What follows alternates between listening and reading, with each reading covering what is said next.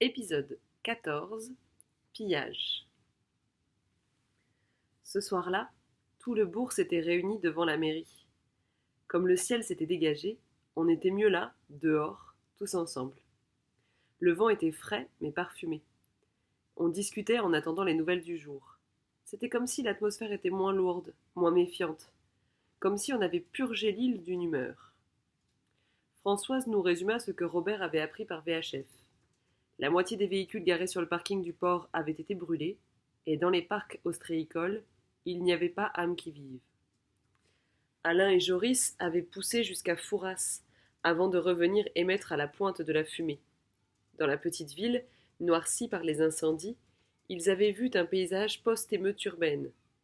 Vitrines brisées, magasins pillés, voitures renversées. Il y avait eu un déchaînement de violence, une éruption de destruction absurde, démente. Ils avaient entreaperçu quelques silhouettes de survivants, des humains qui se terraient et semblaient fuir la rencontre. Il y avait des cadavres, abandonnés dans les rues. Ils n'avaient trouvé ni réseau téléphonique, ni électricité. Après ça, Alain et Joris ne s'étaient pas éternisés. Ils n'avaient qu'une idée en tête, retrouver leur famille. Ça confirmait ce qu'on savait. Ça confirmait aussi que les choses allaient durer. Et qu'on avait bien fait de rester ici, entre nous. Ce soir-là, ensuite, chacun dîna chez soi, ou par petites tablées les uns chez les autres. C'était une décision commune de se retrouver en famille, pour que nous reconstituions, quelques heures, les petites cellules qui constitueraient les organes vivants du nouveau corps que nous formions, désormais. Un corps amputé de quelques membres, mais décidé à se réinventer pour durer. Mon père, en accord avec nous, avait invité Françoise pour qu'elle ne soit pas seule. J'éprouvais encore un peu de honte en sa présence, en pensant au cambriolage auquel nous nous étions livrés, mais la gêne était de moins en moins forte. Ça faisait 10 jours, et j'avais détruit la clé USB pour m'éviter toute tentation future d'apprendre si elle échangeait des courriels avec mon père. C'était oublié. On parla de ce que la VHF nous avait appris, mais papa coupa court à nos hypothèses. On ne savait pas. Ça ne servait à rien d'épiloguer. Tout au plus, devait-on convenir que la situation ressemblait à une série télévisée, un truc post-apocalyptique. On parla ensuite un peu de l'école, du mal qu'avait Marie-Jeanne à nous tenir tranquilles, et de la nécessité malgré tout que les choses se passent ainsi. Ni mon père, ni Françoise ne nous demandèrent de faire plus d'efforts que les autres, d'être exemplaires. Françoise s'inquiéta de Caro, mais papa la rassura. Elle allait mieux, elle sortait tous les jours, et on confirma les échos qu'on en avait par Simon et Blanche. Luna savait plein de trucs. Je fus surpris des confidences qu'elle avait eues. Ce n'était pas des indiscrétions ce soir de les rapporter. C'était plutôt une sorte de bulletin de santé général. Il fallait prendre soin, mutuellement, de chacun. Nous parlâmes de Jean, de la famille de Françoise, de notre inquiétude. Vendredi, le lendemain, pendant que nous étions en classe, tous les adultes de l'île votèrent à main levée un arrêté de réquisition. On organisait la collecte dans les résidences secondaires. En gros, on allait forcer toutes les maisons fermées en cette saison, soit environ les 2/3 de l'île, pour y prendre toutes choses, denrées alimentaires, carburant, outillage, textiles, meubles, moteurs, médicaments, dont on pourrait avoir besoin. C'était signer l'idée que désormais, on s'apprêtait à une longue autarcie, qu'on ne se souciait plus du bien d'autrui, mais seulement du bien de l'île et de ses habitants. On se mobilisa pendant tout le week-end. Le soleil s'était mis de la partie, ce fut une joyeuse ambiance de brocante. On entrait à 4 ou 5 dans une maison, on fouillait les placards, les armoires, les remises, les chambres, en commençant par le garage et la cuisine, où se trouvaient les plus grands trésors. On s'en voulut de ne pas avoir pris cette initiative plus tôt, parce que dans les maisons équipées de congélateurs, et où des familles avaient oublié quelque aliment congelé, ils avaient eu le temps de pourrir, et ça puait terriblement. Mais enfin, c'était rare, les estivants savent bien que les coupures surviennent sur l'île même sans fin du monde. On sortait les aliments en conserve, on faisait des valises de vêtements et de couvertures, on triait les cordages, les outils de jardin, on collectait les briquets, les bougies, le PQ, les protections hygiéniques. Parfois, il y avait des jerrycans ou un vieux scooter avec un peu d'essence.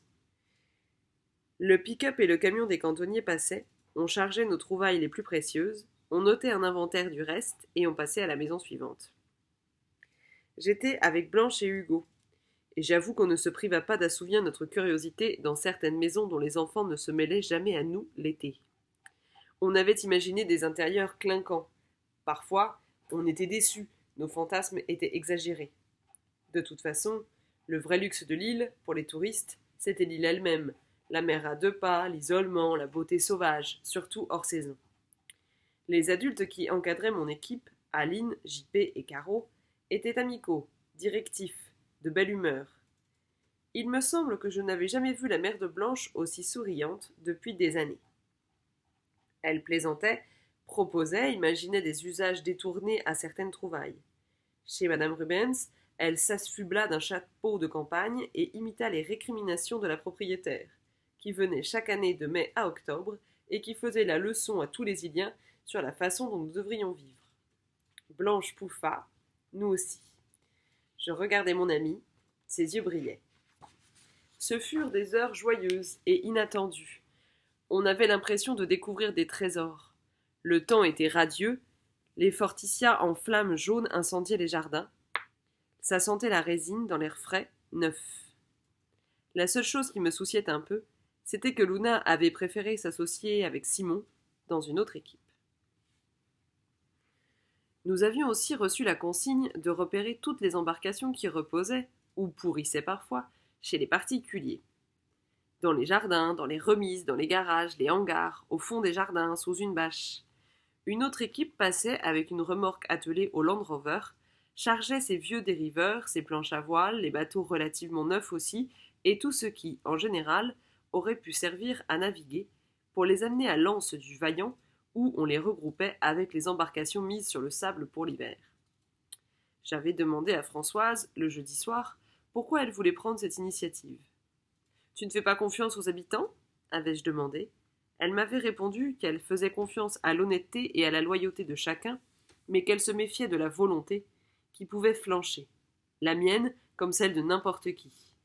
Si on n'avait pas sous les yeux des moyens de fuite en permanence, cela éviterait que l'idée, la tentation, se mette à trotter dans nos têtes. C'est exactement comme une arme, m'avait-elle expliqué.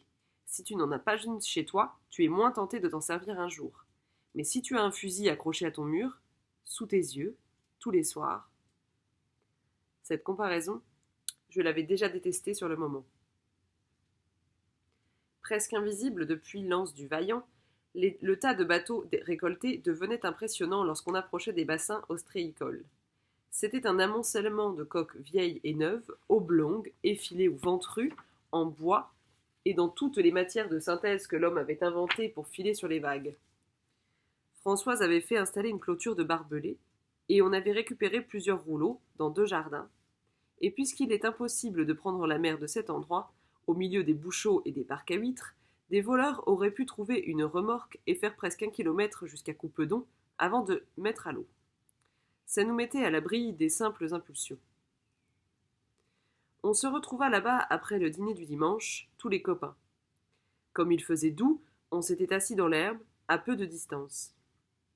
Dans la nuit bleue, ce grand cimetière marin sous la lune, c'était une création étrange et fantastique, comme une sombre féerie de mâts, dont les haubans claquaient au vent, de dérives dressées, de poupes fessues. On entendait les voix des sentinelles qui étaient de garde et qui discutaient. On distinguait le bout de la cigarette de Vincent dans la nuit, le fusil à l'épaule de Daniel. Simon dit « Bastien et Yves ont trouvé un jet-ski.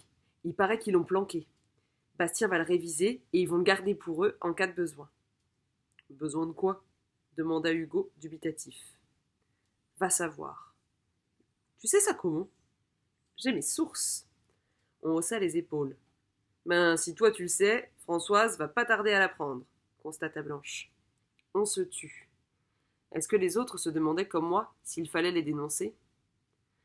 Moi aussi, j'ai trouvé un truc, avoua Maxence. Et je l'ai planqué. Silence. On attendait la suite. Chez les Martial, il y avait 2 combis intégrales, des masques et des palmes. Avec ça, tu fais la traversée tranquille à marée basse. Une pause. Je les ai planqués. Où ça? Maxence fit un bruit de bouche. Secret. Simon parut agacé de la réponse. Et tu comptes en faire quoi? Je sais pas, je me dis que ça pourrait être utile un jour.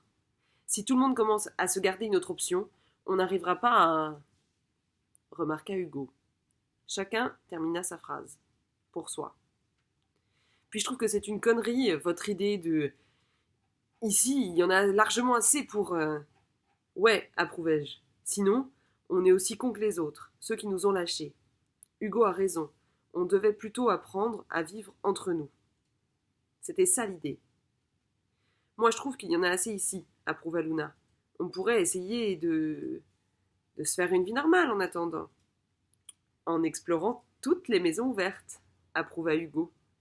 Ce n'est pas prévu ni autorisé, remarqua Blanche, sentencieuse. Non, rigola Maxence. Et donc? Il y en a pour des semaines, approuva Luna. Une par soir. Imaginez des semaines de déguisements, de vies inventées dans chaque villa. Vous voyez le truc? On souriait tous dans la nuit. On se félicitait les uns et les autres de cette idée. Mais on retournera quand même au fort, demanda Blanche. Oui aussi, faut que je finisse là. Hugo s'interrompit. Une fois encore, peut-être cette fois parce qu'il venait d'y penser brutalement, tout en parlant, Michael n'était plus avec lui pour continuer leur œuvre. Mais nous, on hocha la tête.